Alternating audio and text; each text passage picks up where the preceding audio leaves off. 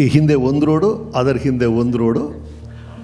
ಅಲ್ಲಿ ನಾನು ಓದಿದ ಸ್ಕೂಲು ಕುಮಾರನ್ ಸ್ಕೂಲ್ ಅಂತ. ಆ ಸ್ಕೂಲ್ ಪ್ರಿನ್ಸಿಪಲ್ ರೂಮಲ್ಲಿ ಒಂದು ಪೇಂಟಿಂಗ್, ಒಂದು ಪಿಂಕ್ ಸ್ಯಾರಿ, ದಿವ್ಯವಾಗಿ ನಗ್ತಿರುವಂಥ ಒಂದು ಹೆಣ್ಮಗಳು, ಅವ್ರ ಕೈಯಲ್ಲಿ ಒಂದು ಹಣತೆ ಉರಿತಾ ಇದೆ. ಲೇಡಿ ವಿತ್ ದ ಲ್ಯಾಂಪ್ ಅಂತ ಮೇಲೆ ಬರೆದಿರುತ್ತೆ, ಕೆಳಗೆ ಲೀಡ್ ಅ ಕೈಂಡ್ಲಿ ಲೈಟ್ ಅಂತ ಇತ್ತು.